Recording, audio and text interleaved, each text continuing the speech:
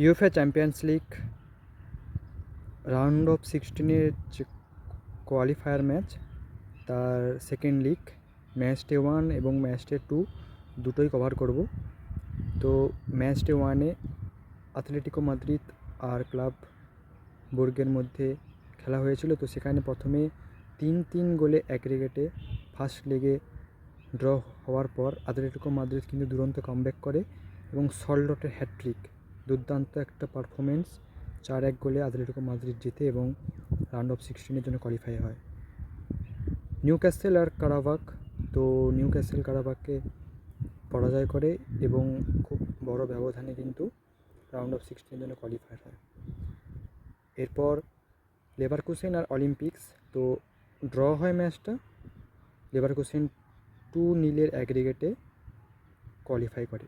তারপর বোডো গ্লিমিট আর inter Milan, তো এটা একটা সফট ইন্টার মিলানের কাছে এবং একটা বিগ আপসেট। যেরকম ব্ল্যাক হর্স, মানে খেলার দুনিয়ার যে ব্ল্যাক হর্স, যাদেরকে আমরা কালো ঘোড়া হিসেবে বলি, তো বোডো গ্লিমিট তার কিন্তু দুর্দান্ত পারফরমেন্স এবং গতবারের ফাইনালিস্ট রানার্স আপ দলকে ইন্টার মিলানকে রাউন্ড অফ 16 থেকে কিন্তু ছিটকে যেতে দেখেছি এবং বোডো গ্লিমিট কিন্তু 2-1 গোলে জেতার পর অ্যাগ্রিগেটেও কিন্তু জিতেছিল এবং রাউন্ড অফ 16-এ প্রথমবারের জন্য কোয়ালিফাই হয়।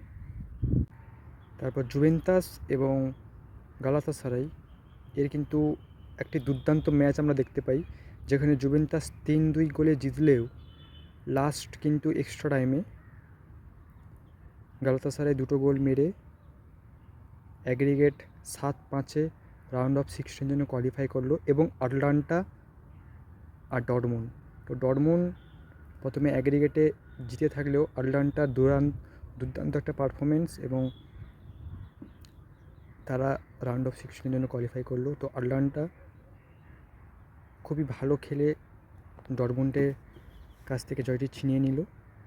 আর মোনাকো আর পিএসজি, এটাও একটি ভালো ম্যাচ ছিল, তো ড্র হয় এবং পিএসজি যেহেতু 2-1 গোলে অ্যাগ্রিগেটে জিতেছিল, সেই জন্য পিএসজি কোয়ালিফাই করে।